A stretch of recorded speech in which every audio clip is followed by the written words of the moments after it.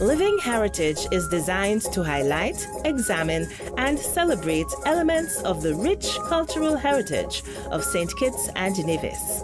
Journey with us as we explore our distinct and immersive culture. Welcome to a life of pride in our past and confidence in our present and future. Welcome to Living Heritage. Today's Living Heritage, or ICH mini-documentary series of St. Kitts and Nevis, has to do with the ICH domains of oral traditions, the performing arts, and it also touches on social practices, rituals, and festive events, since it discusses activities or movements that were critical in shaping our cultural identity. The elements are storytelling, dance, and the impact of the Caribbean integration movement. It was our honor to discuss with someone who makes a mark on the early dance scene of St. Kitts and was a trailblazer in stressing the importance of monetary compensation for local creatives and cultural practitioners. Our TKB today is Aurelia Jacqueline Armony. Listen as she explains her activism for the culture of St. Kitts and Nevis while making a developmental impact on the education system and spearheading a team that improved access to historical documentation in the Federation. My name is Aurelia Jacqueline Armony. I was born on the 22nd of October 1947, and I am 77 years old at this point in time.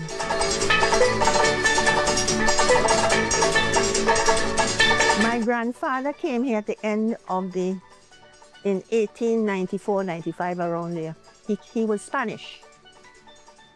And he came from Spain. Actually, he landed in, I don't know why he emigrated, but he landed in Antigua. He had an uncle in Antigua.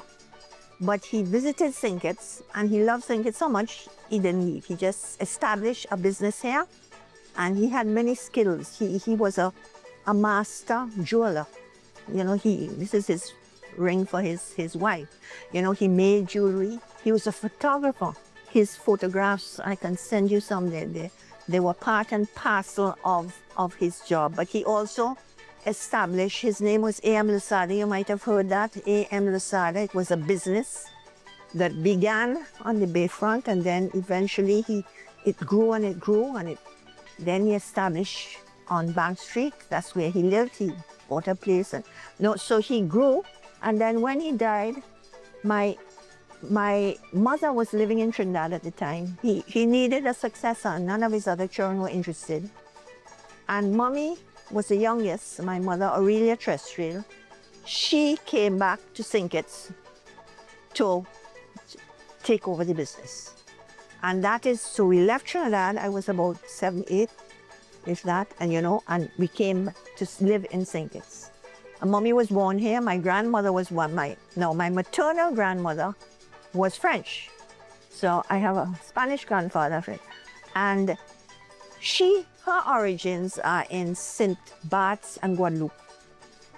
And her father was the French consul here, representing the French government in St. Kitts.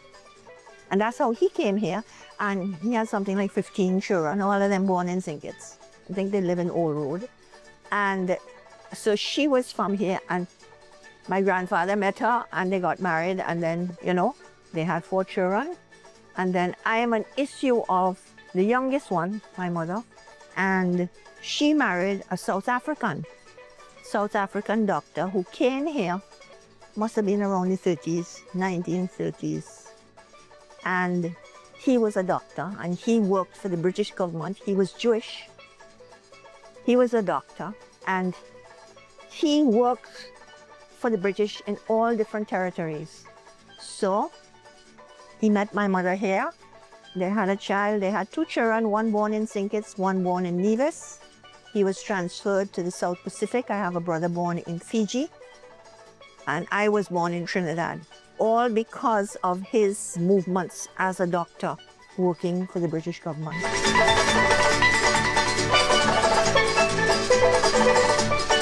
In a sense, I feel dancing has been part and parcel of my life throughout.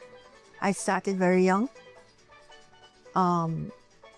As little children, as a child in Trinidad, that's where I was born. And that's where I spent first few years of my life. And dancing began then. And I can't think of a time during my youth and adulthood, except let's say after the age of, by the time I hit 50 years, it became a different situation. But throughout my life, dance has been part and parcel of my life and my persona. I was educated in Barbados at Codrington High School. And for the 5 years I was there, beginning in first form, ending in fifth form, every year there was a class of ballet. It was ballet. And we took, just like you do in music here, you have the Royal Academy piano, grade 1 to 5, where you had a similar situation in ballet, where you could do grade 1 to 5. So throughout the 5 years that I was there, I did grade 1, 2, 3, 4, 5. So in the last year I was there, I did, and that is a sort of, after grade 5, now you go on to professional ballet with the Royal Academy. But that was where I ended in terms of the training in ballet. When I was at university, I did dance, but I began to realize that ballet was not, I was not interested in ballet anymore. It did not fulfill my understanding of dance. And it was very rigid, very classical, very European, you understand? And I came from a different culture. But it was absolutely essential for my training, the training of your body, and how to use it and what to do and so forth, and the stretches and that kind of thing. But in terms of my interest, really ballet was not of great interest to me after I left school. So I explored all sorts of different types of dance, modern ballet even, ethnic dances, and eventually I would take classes for all different types. But it was when I came back home now, that was in 1971, returned from university. I had a sort of variety of experiences in dance training. But I've been teaching ever since I was a teenager. I would have classes. So teaching dance, especially in St. Kitts, where you really did not have many people doing the kind of dance I was doing, who you had was a Miss Soto, a Chilean lady who had come here via, you remember, Mrs. Capson. Mrs. Capson was from Chile too. And I think she was a friend and she brought her here. Miss Soto, I don't know what her first name was. And so when I came back, she had just left. I did not really know her. And she left behind a studio that I found out about when I decided to really do dancing, teach dancing in a much more concerted way. But before that, so when I came back, I would give dance classes at the UE Center, Extramural Center. And, I would give, focus tended to be more ballet-based, but also modern dance. So it was not strictly ballet, and very experimental too. So when I came back in 71 and I started the classes at Extramural, I started teaching at Sandy Point High School as well. So, but I then was able to rent the studio that Miss Soto had left behind. And it had mirrors, it had bars, it had everything that a dance studio would have. It was wonderful. It was really an opportunity. And I rented that at MIS, Mutual Improvement Society. I worked with Mr. Berridge and rented it. So I rented it and began to have dance classes formally there. It was children. It was a children's dance classes that I conducted at the Extramural. But once I moved and I had a studio, I tended to teach more teenagers, not adults. but more young women. And they were all female. And so that was a center for dance. And that was where I operated. You don't have other people. I think of Joan Malalo. Apparently, no, I went away for a certain amount of time. So I know there were people who were doing dance. I left St. Kitts in 1977 to follow my husband, who went to university in Trinidad, right? And we were there for 10 years. And I know in between, during that period, I think Joan Malou was one of them. And you had, what's her name? June Frederick. And there was a certain, in the schools, and they took place in the schools. We dance when we're happy, when, you know, we dance for everything. Have always been. It's a cultural expression that goes way back with the ancestors. So that's a denial of culture, as far as I'm concerned.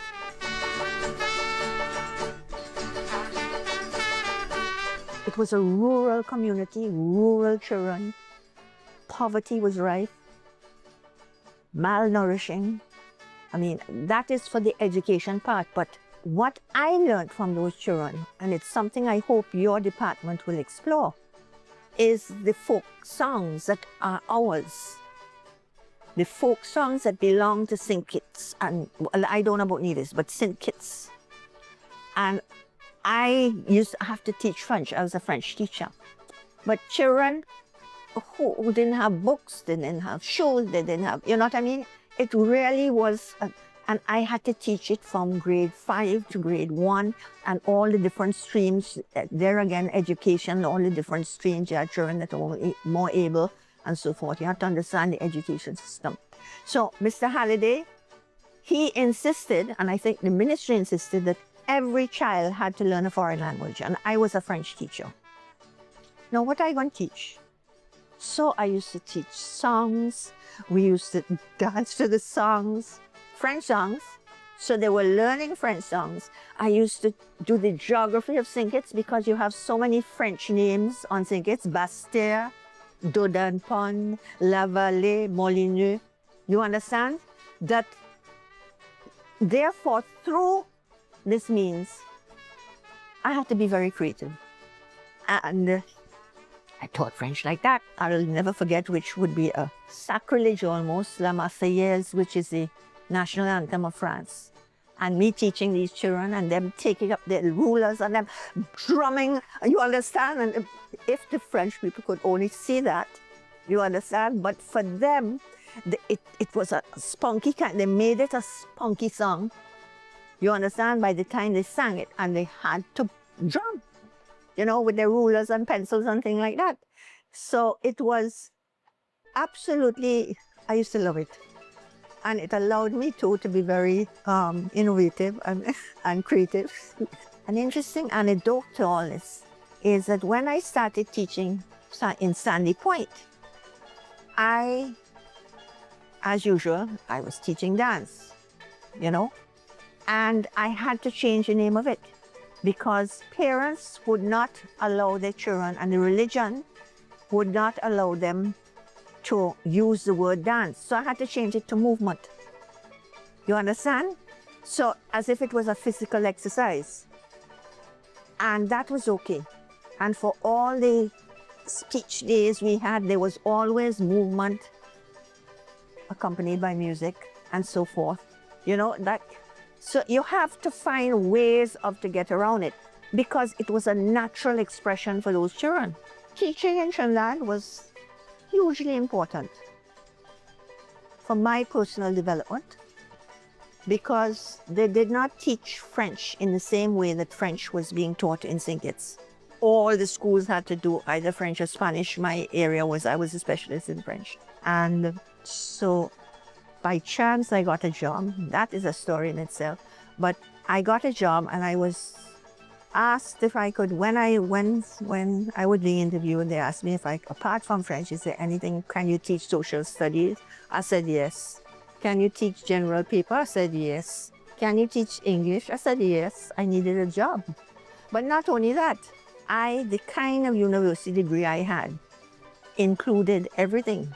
I had done anthropology, geography, I had done film, I had done all sorts of other subjects. Okay, I focused on French as a specialist, but I wanted a general education. I wanted exposure to everything. So I felt quite capable, and I was capable.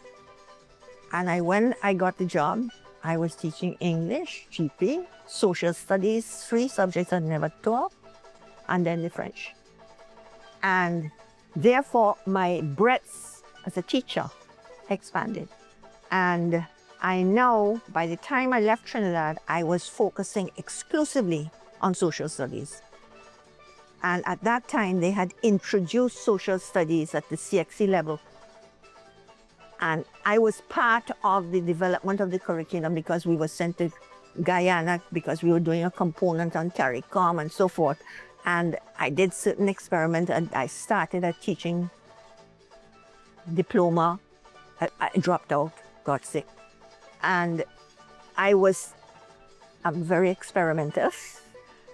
And experimenting, so it fitted beautifully. I love the challenges. So when I returned to St. Kitts, I was able now, because they didn't do that subject here, I was able now to introduce it and pioneer it into Bastia High School to begin with. And that was interesting and, wonderful. I think it's a fantastic subject, a subject that everybody should do, but I suppose they do it at primary level now. So it's social studies has become part and parcel of the curriculum, but in those days it wasn't there. You had a subject called civics that was more governmental, how the government works, but the social studies includes all that. So the Trinidad experience was absolutely enriching for me because it allowed me to really develop in ways that I could not have developed here because social studies was so, I became a specialist in social studies. What I always say social studies is that a student comes to the class already having information because they live in a culture, they live in a country, they live in a family. But what we do is we now put it in, we make sense of what they live. We now put it in little boxes so that they understand that family, what is the role of your family? What are they doing to you? What is the role of your school? What is the role of the government? So it evolves. And then what is your country? What is a region? I mean, that was my specialty in that at the university when I was studying there. I put together how do you teach? How do you begin to teach social studies? You first have to understand the region, its geography, its history, and what is the region? Not only English-speaking countries, you have French, Dutch. Why do we speak English? Why do we dress like this? Why do we have furniture like this? And so these are the things that you explore and you question. Why are we how we are? And why is our government the way it is? It was introduced under him, Mr. Ribeiro, and Charles Mills. I mean, that is such an important aspect of our heritage that we need to understand. Absolutely understand. Critical. Stay tuned, because Jacqueline Armony is going to explain how she became a trailblazer in the arts. That's what I'm talking about. Wait! Okay, now, from the beginning. Hit it, boys. Welcome to the St. Kitts Craft House. This is where life begins, and what we create will leave you speechless. We train, we create, we promote, and we maintain the highest standards. Experience life for yourself. The premier craft and production facility in St. Kitts and Nevis.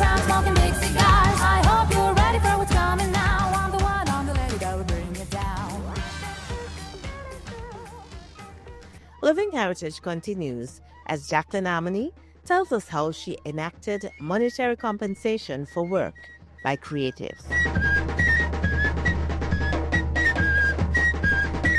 He put me on this committee, the Statehood Committee, Celebrations Committee. And most of the people there were older, much more older people than myself. I was, 24, 23, 24 when I came back, and young and idealistic and energetic. And I remember, I'll never forget it. Me being amongst this group of people, very formal, and Mr. Southwell, he was the head of that, and you had Mrs. Kelsick, you had definitely older heads, right, in that thing. And me, I come in there like a bomb, and I have ideas, and I looking on it, talking about ball. Now, what I know about ball, that was not my area. But they had people, so they were doing the traditional things that they would have. You would have a ball, you have this ceremony, you have the this, the that, and so on. And me, that wasn't for me. And I was able to gather around me certain people. And I remember my subcommittee that was when I met Larry Armony. Eustace Enzale, he was very much part of that. Pam Wall, Marcel Foy from Anguilla, he was working here, I think, with the Ministry of Finance at the time. And we would just bounce head. The first time I went to that committee and I told the committee what I was doing, you could see all of them hum and ha, hum and haw, and say, she will learn. I was young, and I had to learn that you couldn't just do these things. But we did them. And that first year, we had a photographic exhibition called Camera Eye. We had a craft exhibition, and we had a cultural presentation, which we called was it One Love? No, I can't remember what the name of it was. But we did these three things, this group, and that way we collected people and activists around, all young people, and we did it. And we succeeded. And the thing that I will never forget, because I was chastised for it, was that at the end of the cultural performance, we had, and it was focused on local steel band, local artists, local singing, local, everything was local. The string band, steel band, the performing, all the people who could play whatever, you understand? And it was absolutely, we had lots of poetry involved in it. And the group, we did all that. And what was different is that after the performance, especially the creative arts performing, when we did all that on stage, it was up at Bastley High. The monies that we generated from it, I redistributed it amongst the artists. And they were absolutely astounded, because you were expected to do everything free. And it was just an accepted norm. So when I went back to the committee and said, well, I have no more money left, I gave it to the artists who performed.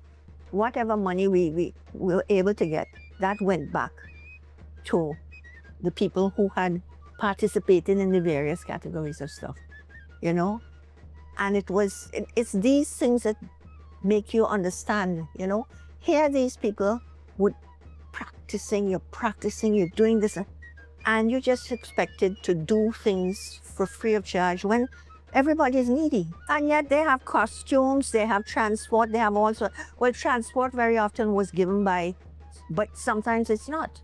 And I will never forget the appreciation of the artists involved, because it was so unusual at the time.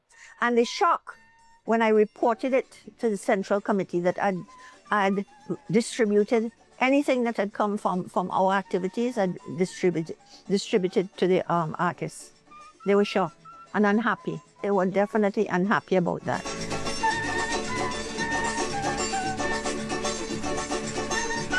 As we go back to the Mutual Improvement Society, I started classes there. And also, I mentioned the Statehood Committee. So it was a combination. I was teaching dance. Brian asked me to be part of this thing. I gathered these people around me, right? And drummers, my husband, well, I met Larry, and then a drumming group was established. Everything took place down at the MIS. So MIS became the center for these things. And they would play for the dancers. And then as we moved into Afro-Caribbean dance, it was an obvious transition, you know. And as we were exploring now local dance forms. When we first began, even before Tegramantin dances really became established, we went to Montserrat. There was a Haitian workshop there. Lavinia Williams, he was an American, but adopted Haiti. She was a dancer, very well-known dancer, and they had a workshop there. And a whole set of us from the group I taught, students and myself. I was the choreographer and the teacher, and we went to Montserrat. And I think Michelle Brooks and, Ross, their whole Violet, Sebastian, the two Sebastian girls, all that, they were all part of that group that I taught. Silma, Lida, Sister Verna, all of them, we were all working together. And we would perform, we would also perform. So the group became a group of performers. There was huge resistance. The society, you had Rastafarianism you had Black Power, of which Larry Armony was one. You had Black consciousness that was emerging in a very strong way. I mean, you had the incidents at the University of the West Indies with Walter Rodney on the trim out and that kind of thing. And Larry was part of that, right? But when he came home, he and others, Melvin Edwards, Marcel Foy, Esdale, all of them, had a certain sense of themselves as Black people, as African, and their African heritage. I had done anthropology at university, so when I came back, I understood this. I had done Caribbean anthropology too. So I understood that Africa is part of me. A white woman is part of me because it's my culture. The way I dance, the way I talk, the way, I have been to workshops in North America and they wonder, who is this creature? Because I'm not the usual kind of white woman they're accustomed to. But that now became a problem within the context of the development of Akola Tegramantin, because they were going more and more towards Africa, Afro-Caribbean and so forth. And in a sense, I was an embarrassment because, yes, I was renting the MIS. I was doing Afro-Caribbean dance because of my training in Trinidad and Montserrat. You understand? But I definitely seemed like a round pin in a square hole. And so it became obvious, I began to feel it very strongly, that they really didn't want me around. Mind you, I was important because I was trained, so I could do the training, I could do certain things, but my presence was somewhat of an embarrassment. And it so happened at that time, Larry and myself were together at that point, and I got pregnant, got married, but even with a big belly, I would go out and they would put on performances, because afterwards Melvin took over for the creative arts celebration for statehood. He became, I think he might have been the first director of culture. He might have been, but I really think he's a very important person that you need to talk to. And I became sidelined, and then Larry and myself, we moved to Trinidad in 1977. So for 10 years, I was out of the picture, by which time Annette Jenkins, she was doing the choreography. You had other people that were coming in to do the choreography.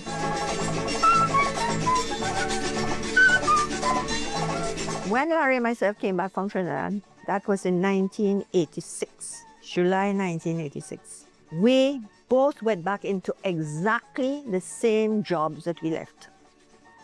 She went back as principal of the academy school, and I went back to teaching French at A level and social studies. But it started off with French. I was a French teacher, all the different levels, and then as they realized, and then I made a case for social studies. So that came on. And what we realized after living here a couple of years was that as if the country had lost itself. Now, we were steeped in history and culture and understanding who we are and exploring, and you understand?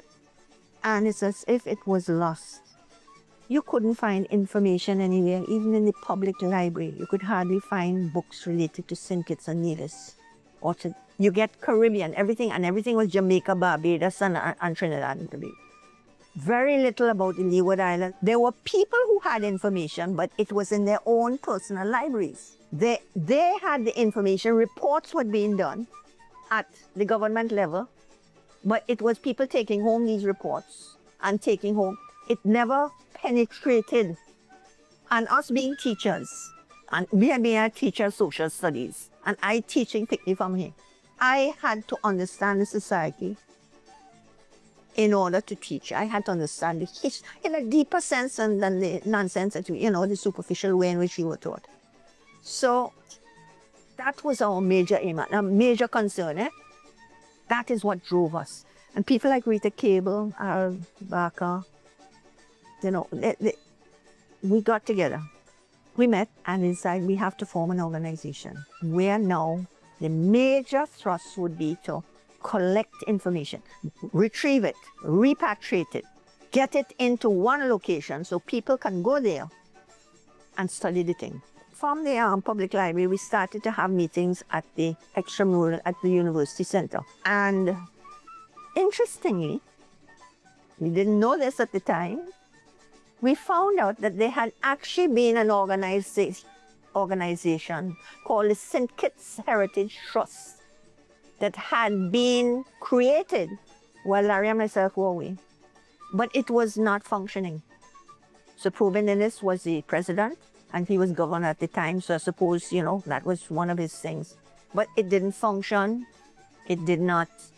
They had a constitution, you understand? And at the meetings, at one of the final meetings at University Center, we found these things out. And we were wondering, should we reactivate this organization? Or should we, or is that too complicated? Because they had money in the bank and thing, We found that out.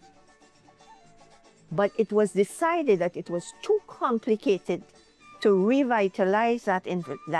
The Heritage Society was officially formed in 1989, and the trust came into existence officially. The act was actually, first reading of the act took place in 2003, but the passing of the act took place in 2009. It was a process and it was a battle. That is a story in itself. We use St. Christopher because that's the original name, European name. Heritage Society, so they had a trust. So that is how it began, and that was a mission. Major part of it was to have a museum.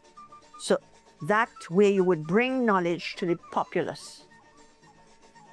So these were and then it was not only going to be a historical and cultural thing, it's going to be environmental. Because you can't take the environmental out of the environment out of culture, and the way in which the country has been developed, the islands have been developed based on their geography. So it became an organization whose mission was to promote an understanding of the environment, culture, history and culture. And the slogan was, our heritage belongs to all of us. We shall let Mrs. Armony leave it there for now. And yes, she has agreed to another interview. Check out our social media to find out who will be our next guest. You can find us on Facebook at SKNICH, Instagram at Cultural Heritage SKN, and on YouTube at St. Kitts Culture. And don't forget to like and subscribe. Join us again next week at the same time on Creative St. Kitts Cable Channel number 4 and our previously mentioned social media. Until next time, Remember, together we can safeguard our living heritage.